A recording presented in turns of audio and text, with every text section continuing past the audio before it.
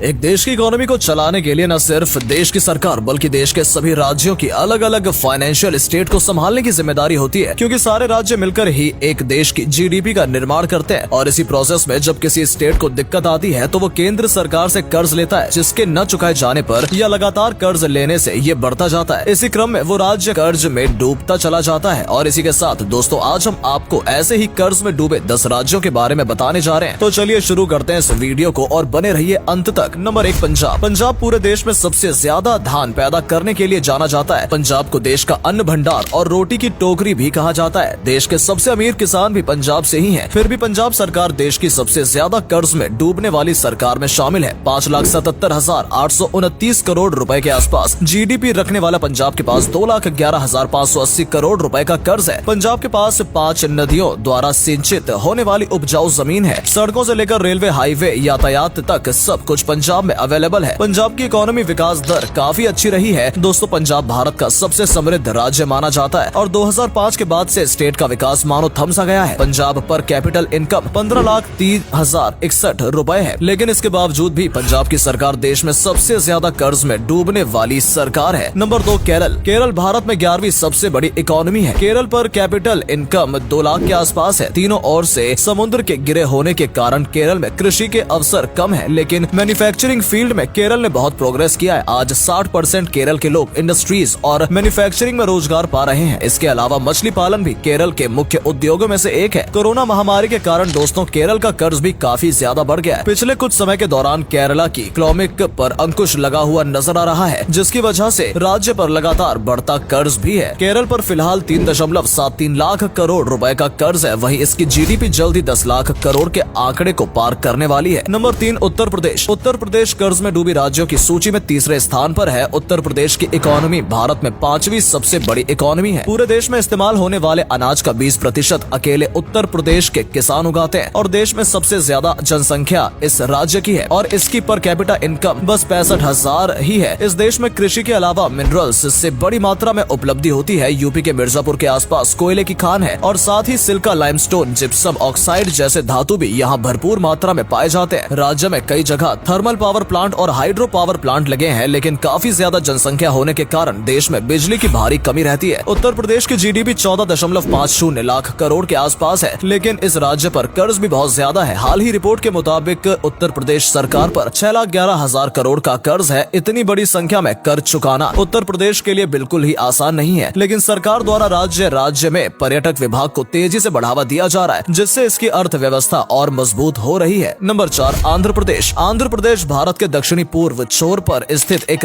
नदी राज्य है। ये राज्य अपने मंदिरों के लिए न सिर्फ हिंदुस्तान में बल्कि पूरे विश्व में प्रसिद्ध है। दोस्तों, आबादी के अनुसार आंध्र प्रदेश भारत का 10वां सबसे बड़ा राज्य है। पिछले कुछ सालों में आंध्र प्रदेश की इकोनॉमी भारत की सबसे तेज बढ़ती इकोनॉमी रही है। इसके अलावा वर्ल्ड बैंक द्वारा भी इसे काफी सराहना मिली है। आंध्र प्रदेश की इकोनॉमी सबसे ज्यादा एग्रीकल्चर पर डिपेंड करती है। आंध्र प्रदेश की जीडीपी 10,80,657 करोड़ रुपए और इस पर कर्ज लगभग 2,52,020 करोड़ रुपए का है। स्टेट की पर कैपिटा इनकम 1,12,764 रुपए है। Number 5, waste Bengal. 100 मिलियन से ज्यादा आबादी के साथ दोस्तों, वेस्ट बंगाल भारत की जनसंख्या के लिहाज से चौथा सबसे बड़ा राज्य है। वेस्ट बंगाल देश की इकोनॉमी में मुख्य भूमिका निभाता है। एक टाइम पर यह भारत की राजधानी भी हुआ करता था और अन्य देशों के व्यापार के लिए वेस्ट बंगाल का बंदर का इस्तेमाल किया जाता था। आजादी के बाद से ही स्टेट फूड की डिमांड जरूरतों के लिए ही सेंट्रल गवर्नमेंट पर डिपेंडेंट रही है, क्योंकि ग्रीन रेवोल्यूशन बंगाल को छूकर भी नहीं निकला था। फिर भी 1980 के बाद फूड प्रोडक्शन में अच्छा खासा इजाफा हुआ है। पश्चिम बंगाल की जीडीपी 13.30 लाख करोड़ रुपए है। वहीं इसकी ग्रोथ 19.1% है। पश्चिम बंगाल का पर कैपिटा इनकम 1,30,426 रुपए। पश्चिम बंगाल चाय में भारत में सेकंड लार्जेस्ट प्रोड्यूसर है। इस देश की कुल खपत का 10% योगदान करता है। एग्रीकल्चर के अलावा इंडस्ट्री के मामले में भी कोलकाता संपन्न। वहीं इन सब के बावजूद वेस्ट बंगाल पे 3,93,700 करोड़ रुपए का कर्ज है। नंबर 6, तमिलनाडु। तमिलनाडु भारत की तट पर स्थित है। तमिलनाडु का नेट डोमेस्टिक प्रोडक्ट इंडिया में सेकंड लार्जेस्ट इकोनॉमिक का निर्माण करता है और महाराष्ट्र के बाद तमिलनाडु की जीडीपी सेकंड नंबर पर है। तमिलनाडु की 50% आबादी शहरी है। तमिलनाडु की जीडीपी 17.26 करोड़ रुपए। तमिलनाडु के ऊपर 8,61,300 रुपए का कर्ज है। इस तरह तमिलनाडु कर्जे की स्टेट लिस्ट में डूबा हुआ है। तमिलनाडु में उद्योग धंधे बहुत अच्छी कंडीशन में। तमिलनाडु की गवर्नमेंट स्टेट में सबसे बड़ी इन्वेस्टर है, जो कि 52% है और उसके बाद से प्राइवेट सेक्टर का कंट्रीब्यूशन 29% है। Private sector the constitution percent है। तमिलनाडु का जीडीपी पर कैपिटा इनकम 1,82,125 रुपए है। नंबर 7 कर्नाटक। कर्नाटक दक्षिण पश्चिम क्षेत्र का एक राज्य है। कर्नाटक एरिया के हिसाब से दक्षिण भारत का सबसे बड़ा राज्य और भारत का छठा सबसे बड़ा राज्य है। कर्नाटक की इकोनॉमिक्स भारत में हाईएस्ट इकोनॉमिक्स में से एक है। कर्नाटक की जीडीपी पर कैपिटा इनकम 17,80,121 है। कर्नाटक पर 2,64,600 करोड़ रुपए का कर्ज है। यहाँ पब्लिक सेक्टर का बड़ी कंपनियां जिसमें हिंदुस्तान एरोनॉटिक लिमिटेड एक है, जो कि इंडियन एयर फोर्स के लिए फाइटर एयरक्राफ्ट प्रोड्यूस करती है। अन्य इंडस्ट्री में स्पोर्ट्स बेस्ड